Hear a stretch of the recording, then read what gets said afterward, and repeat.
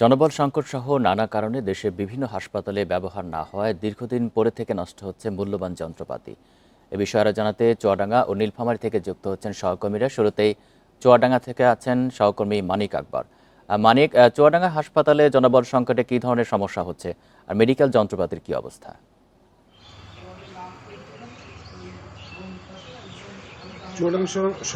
চুয়াডাঙ্গা সদর হাসপাতালে জনবল সংকট দীর্ঘদিনের।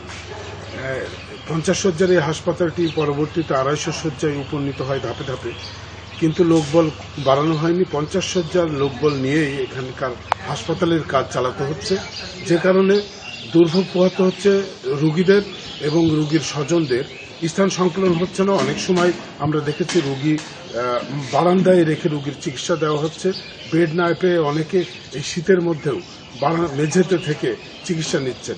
আর একই কারণে যে অনেক যন্ত্রপাতি আছে যেগুলো পড়ে থেকে নষ্ট হচ্ছে, যন্ত্রপাতির ব্যবহার নেই। বিশেষ করে আমাদের করোনাকালীন সময়ে আমরা দেখেছি এখানে 10 বেডের আইসিইউ ইউনিট চালু করা হয়েছিল, যে ইউনিটটি এখন একেবারে ওই পুরো ইউনিটটি তালাবদ্ধ করে রাখা হয়েছে। এর প্রধানতম কারণ হচ্ছে দক্ষ জনবল নেই, বিশেষ করে দক্ষ সেবিকা এবং সেখানকার প্রয়োজনীয় যে চিকিৎসক থাকার কথা তেমন কোনো চিকিৎসক এখানে না থাকার কারণেই মূলত 10 বেডের যে ইউনিটটি, এই ইউনিটটি পুরো বন্ধ করে রাখা হয়েছে।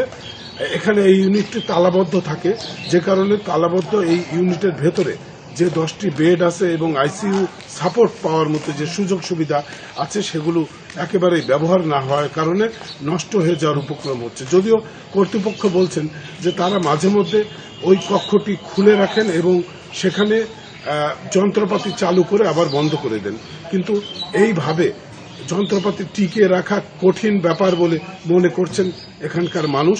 তো সব মিলিয়ে চুয়াডাঙ্গা হাসপাতালগুলোতে যে ব্যবস্থা, এই ব্যবস্থার কারণে মানুষ সুচিকিৎসা পাচ্ছে না।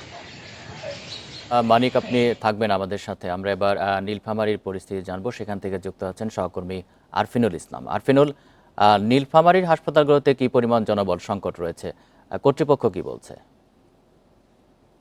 আসলে সারা দেশের মতো নীলফামারীতেও হাসপাতালগুলোতে জনবলের প্রচন্ড সংকট রয়েছে। আর এই নীলফামারী সদর হাসপাতালে 2019 সালে 30,60,00,000 টাকা ব্যয়ে নির্মাণ করা হয়েছিল একটি নতুন 6 তলা ভবন।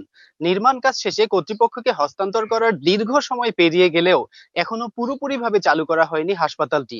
আর এতে দীর্ঘদিন অব্যবহৃত অবস্থায় পড়ে থাকার কারণে বিভিন্ন জায়গায় হাসপাতালের দরজা জানালা ভেঙে পড়েছে, বিভিন্ন জায়গায় উঠে গেছে হাসপাতাল ভবনটির টাইলস, এবং সবচেয়ে দুঃখজনক যে কথাটি সেটি হলো হাসপাতালের অপারেশন থিয়েটারে অবহেলায় আর অযত্নে পড়ে আছে কোটি কোটি কোটি টাকার সরঞ্জামগুলো।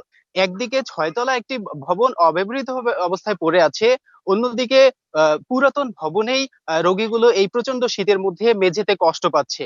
তারা বলছে যে দ্রুত যদি এই ভবনটি চালু করা হয় তাহলে তাদের এই কষ্টটা লাঘব হবে। নীলফামারী সদর হাসপাতাল 250 শয্যার একটি হাসপাতাল হলেও প্রতিদিন এখানে 400 থেকে 500 রোগী ভর্তি থাকে।